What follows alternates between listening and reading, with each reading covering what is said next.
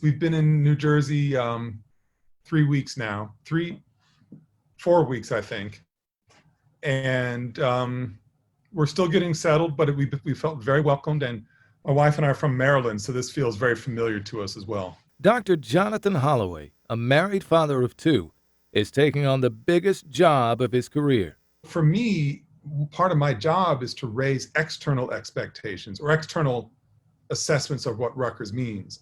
So Rutgers needs a cheerleader. Rutgers needs someone to be walking around saying that, I expect like the best things all the time from this place. This place is Rutgers University, the 8th oldest college in America, one of 9 colleges chartered before the American Revolution in New Brunswick, New Jersey.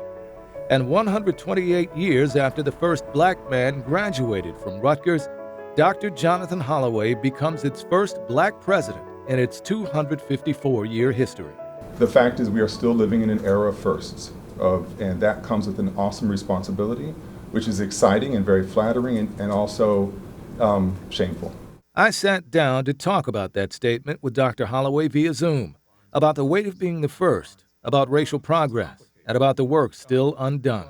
I have no doubt that there are any number of very talented African-American men and women or other people from different races who could have been tapped to run Rutgers before me.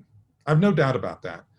The challenge, though, historically speaking, is to get enough of the right people in the room who are ready to believe that also. A doctor of history specializing in African American studies, Holloway got his undergraduate degree from Stanford and his doctorate from Yale. He's the author of 2 books and hopes to author a new chapter of excellence in this prestigious university. But he also joins at a pivotal moment. Several, actually. A coronavirus crisis shutting down campuses and now prompting a new teaching model for the fall, not to mention the financial hit to the school. Black Lives Matter! And then there's the continued continental crisis of confidence in the solutions to combat racial bigotry and police brutality, as well as the reckoning of historical figures with racist pasts. One of those, Revolutionary war hero and slave owner Colonel Henry Rutgers, after whom the school is named. Holloway says he has no plan to strip his name from the university. I am unconcerned about what the slave owner Rutgers thought about me. My concern is about how he treated the people he treated. That's a whole other problem.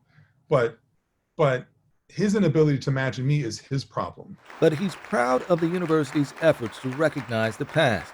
From the walkway outside of its original Queens College building, the foundation laid by a slave named Will, to the campus housing named after abolitionist Sojourner Truth, a slave once owned by a member of the Rutgers family, and the Dixon Carr Library, named after the school's first black graduate. Himself the great-grandson of slaves, a revelation that led to him becoming an historian, Holloway is humbled when he thinks of their sacrifice. These people, I want to believe, were doing everything they did to make sure that I would have the opportunity to do what I'm doing. Yeah. The fact that they could probably not have imagined me is hard to swallow, but that's the cruel logic of this country. You feel like you stand on some pretty big shoulders, I see. Yeah, absolutely.